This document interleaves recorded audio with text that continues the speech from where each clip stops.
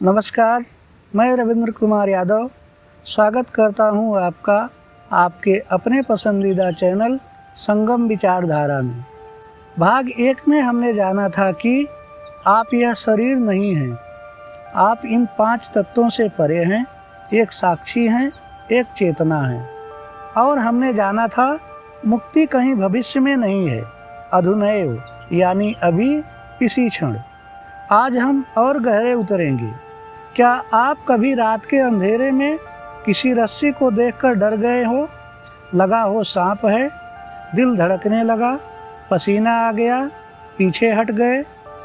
लेकिन जैसे ही किसी ने दीपक जलाया, पता चला रस्सी थी, सांप था ही नहीं। अष्टावक्र जी कहते हैं कि यही है आपका बंधन। एक रस्सी है जिसे आपने सांप मान लिया, और जिस दिन ज्ञान का दीपक जलेगा उस दिन पता चलेगा मैं तो पहले से ही मुक्त था। श्लोक 7 में अष्टावक्र जी हमें संदेश देते हैं कि आप साक्षी हैं, इंद्रियां नहीं। आप न देखने वाले हैं, न सुनने वाले हैं, न छूने वाले, न सूंघने वाले, न स्वाद लेने वाले। आप तो निश्चल हैं, परमात्मा हैं। यह सुनकर मन कहेगा, लेकिन मैं तो देख रहा हूँ, मैं तो सुन रहा हूँ। एक पल रुकिए, आंखें देखती हैं, यह सच है, लेकिन जो यह जानता है कि आंखें देख रही हैं वो कौन है? वो जानने वाला है, वो न आँख है न कान है, वो इन सब से परे है, इन सब का साक्षी है। पहला उदाहरण प्रकृति से। सूरज रोज उगता है, पूरी दुनिया को रोशनी देता है। हर चीज़ सूरज की रोशनी में दिखाई देती है, लेकिन क्या सूरज खुद देखता है? नहीं। सूरज तो बस प्रकाश देता है, बाकी सब उस प्रकाश में दिखाई देता है। आपकी चेतना वो सूरज है, इंद्रियां उस प्रकाश में काम करती हैं, लेकिन चेतना खुद निर्लिप्त है, निश्चल है। दूसरा उदाहरण सामाजिक जीवन से। एक न्यायाधीश अदालत में बैठता है, वादी बोलता है, प्रतिवादी बोलता है, वकील दलीलें देता है, लेकिन न्यायाधीश न वादी की तरफ झुकता है न प्रतिवादी की तरफ। वो बस सब सुनता है, सब देखता है, निर्लिप्त रहता है। आप वो न्यायाधीश हैं, मन कुछ कहता है, इंद्रियां कुछ कहती हैं, लेकिन आप इन सब के साक्षी हैं। एक बार किसी भी काम के बीच में रुकिए और खुद से पूछिए, यह सब देख कौन रहा है? श्लोक 8 में अष्टावक्र जी प्रकाश डालते हैं कि आप पहले से पूर्ण हैं, आप विकार रहित हैं, आकार रहित हैं, संकल्प विकल्प से परे हैं, आप ही परमात्मा हैं, यही परम सत्य है।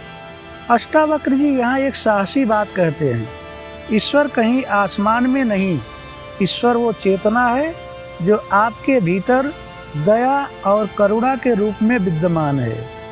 पहला उदाहरण प्रकृति से। जैसे सोना, चाहे मिट्टी में दबा हो, चाहे आग में तपा हो, सोना सोना ही रहता है, उसकी शुद्धता कभी कम नहीं होती है। आपकी आत्मा वो सोना है, मन की मलिनता वो मिट्टी है। मिट्टी हटाने की ज़रूरत है, लेकिन यह जानना भी ज़रूरी है, मैं मिट्टी नहीं हूँ, मैं सोना हूँ। दूसरा उदाहरण जीवन से। जैसे एक इंसान जो सालों से खुद को कमज़ोर मानता है, हर बार हार गया, हर बार टूट गया, हर बार सोचा मैं कुछ नहीं कर सकता, लेकिन एक दिन किसी ने उसे बताया तुम्हारे भीतर असीम शक्ति है, और उसी दिन से वो बदल गया। शक्ति पहले से ही थी, बस उसे ज्ञान नहीं था। यही है अज्ञानता का चमत्कार। आज आईने के सामने खड़े हो जाइए और खुद से कहिए, मैं पहले से ही पूर्ण हूँ। श्लोक 9 में अष्टावक्र जी समझाते हैं कि कमल की तरह रहिए, संसार में रहो, डूबो मत।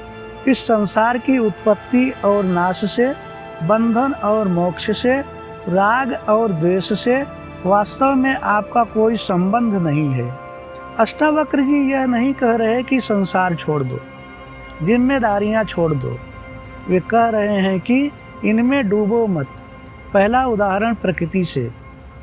कमल का फूल पानी में रहता है, पानी उसे जरूरी भी है, लेकिन पानी उसे भिगो नहीं सकता, कीचड़ उसे गंदा नहीं कर सकता। कमल पानी में रहते हुए भी पानी से परे है। आप वो कमल हैं, संसार में रहिए, काम करिए, रिश्ते निभाइए, लेकिन संसार की लहरें आपको डुबो ना सकें। दूसरा उदाहरण जीवन से। एक कुशल नाविक तूफानी समुद्र में भी अपनी नाव चलाता है। वो लहरों से डरता नहीं, वो लहरों में बह नहीं जाता। वो जानता है लहरें आएंगी और जाएंगी, नाव को मुझे चलाना है। आप वो नाविक हैं, संसार की परिस्थितियाँ वो लहरें हैं, आपकी चेतना वो नाव है। जब भी कोई परिस्थिति आए, रुकिए और खुद से पूछिए, क्या मैं इसमें डूब रहा हूँ या साक्षी बनकर देख रहा हूँ। श्लोक 10 में अष्टावक्र जी उद्घाटन करते हैं कि आप परमात्मा से कभी अलग थे ही नहीं। आप सबके एकमात्र दृष्टा हैं, आप सदा मुक्त प्राय हैं। यही आपका बंधन है कि आप दृष्टा को दूसरा मानते हैं। यहाँ अष्टावक्र जी एक बहुत ही गहरी बात कहते हैं। बंधन बाहर से नहीं आया, बंधन तब आया जब आपने सोचा मैं और ईश्वर अलग हैं, मैं और चेतना अलग हैं। यह अलगाव ही माया है, यह अलगाव ही बंधन है। पहला उदाहरण प्रकृति से। लहर समुद्र से उठती है, लहर सोचती है मैं समुद्र से अलग हूँ, मैं एक अलग अस्तित्व हूँ। लेकिन सच क्या है? लहर समुद्र ही है, समुद्र से कभी अलग थी ही नहीं। आप वो लहर हैं और परमात्मा वो समुद्र है। जब यह बोध होगा मैं समुद्र से अलग नहीं हूँ, उस दिन मुक्ति है। दूसरा उदाहरण जीवन से। एक बच्चा जब माँ की गोद में होता है तो निडर होता है, लेकिन जब माँ से बिछड़ जाता है तो डर जाता है, रोने लगता है। बच्चे का दुख माँ के होने से नहीं है, बच्चे का दुख माँ से अलग होने की भावना से है। आपकी आत्मा वो बच्चा है, परमात्मा वो माँ है। अलगाव की भावना ही सारे दुख की जड़ है। एक पल के लिए आंखें बंद कीजिए और महसूस कीजिए, मैं उस विशाल चेतना का हिस्सा हूँ जो इस पूरे संसार में व्याप्त है। श्लोक 11 में अष्टावक्र जी इशारा करते हैं कि अहंकार ही सबसे बड़ा बंधन है। मैं करता हूँ, यह अहम भाव काले सांप के दंश जैसा है। मैं करता हूँ, यह विश्वास अमृत है, इसे पीकर सुखी हो जाओ। अष्टावक्र जी कह रहे हैं, जब तक आप सोचते हैं मैं यह किया, यह मेरी उपलब्धि है, यह मेरी गलती है, तब तक अहंकार है, तब तक बंधन है। पहला उदाहरण प्रकृति से। बांसुरी खुद से नहीं बजती, बांसुरी में संगीतकार फूंक मारता है तब संगीत निकलता है। लेकिन अगर बांसुरी सोचे यह संगीत मैंने बजाया, तो यह अहंकार है। आप वो बांसुरी है, परमात्मा वो संगीतकार है। जो कुछ भी हो रहा है वो उसके माध्यम से हो रहा है, आप तो निमित्त मात्र हैं। दूसरा उदाहरण जीवन से। एक महान डॉक्टर जब मरीज ठीक होता है तो कहता है, ईश्वर की कृपा से ठीक हुआ, मैं तो बस माध्यम था। और एक साधारण डॉक्टर कहता है, मैंने ठीक किया। देखिए, महान डॉक्टर का अहंकार नहीं, इसलिए वो महान है। जहाँ अहंकार गया वहाँ परमात्मा आया। दिन में एक बार जो भी अच्छा काम करें, मन में कहें, यह मेरे माध्यम से हुआ, मैं करता नहीं हूँ। श्लोक 12 में अष्टावक्र जी हमें प्रेरित करते हैं कि ज्ञान का एक क्षण ही काफ़ी है सारे अज्ञान को मिटाने के लिए। मैं एक विशुद्ध बोध हूँ। इस निश्चय की अग्नि में अज्ञान के घने जंगल को जलाकर शोक रहित होकर सुखी हो जाओ। यह अध्याय 1 का सबसे शक्तिशाली श्लोक है।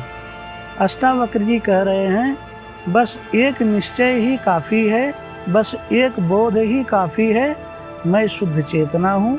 यह एक वाक्य सारे अज्ञान को जला सकता है। पहला उदाहरण प्रकृति से। एक छोटी सी चिंगारी पूरे जंगल को जला सकती है। जंगल कितना भी घना हो, पेड़ कितने भी बड़े हों, लेकिन एक छोटी सी चिंगारी सब कुछ राख कर देती है। वैसे ही ज्ञान की एक चिंगारी अज्ञान के घने जंगल को पल भर में जला देती है। दूसरा उदाहरण जीवन से। एक कमरे में सालों से अंधेरा है। उस अंधेरे को हटाने के लिए क्या आपको सालों मेहनत करनी होगी? नहीं, बस एक दीपक जलाइए, अंधेरा पल भर में चला जाएगा। अज्ञान चाहे कितने भी सालों का हो, ज्ञान का एक पल सब मिटा देता है। यही है अष्टावक्र जी का संदेश। सुबह उठकर 3 बार कहिए, मैं शुद्ध चेतना हूँ, मैं विशुद्ध बोध हूँ, मैं पहले से ही मुक्त हूँ। तो दोस्तों, आज हमने जाना श्लोक 7 में अष्टावक्र जी ने संदेश दिया, आप साक्षी हैं, इंद्रियां नहीं। श्लोक 8 में उन्होंने प्रकाश डाला, आप पहले से पूर्ण हैं। श्लोक 9 में उन्होंने समझाया, कमल की तरह जियो, संसार में रहो लेकिन डूबो मत। श्लोक 10 में उन्होंने उद्घाटन किया, आप परमात्मा से अलग नहीं हैं। श्लोक 11 में उन्होंने इशारा किया, अहंकार ही बंधन है। श्लोक 12 में उन्होंने प्रेरित किया, ज्ञान का एक क्षण सारे अज्ञान को जला देता है। अष्टावक्र जी का यह संदेश बहुत ही सरल है। आप पहले से मुक्त हैं, बस बोध नहीं था, अब बोध हो गया। अगले भाग में हम अध्याय 1 के गहरे श्लोकों में उतरेंगे और जानेंगे मन ही बंधन है, मन ही मुक्ति। उम्मीद है कि आज की यह चर्चा आपके भीतरी ज्ञान को जगाएगी। याद रखिए, सही ज्ञान, सही कर्म, यही है असली मानव धर्म। जल्दी ही मिलेंगे भाग 3 में फिर एक नए विचार के साथ। तब तक अपने भीतर ज्ञान का दीपक जलाए रखिए। धन्यवाद दोस्तों, नमस्कार।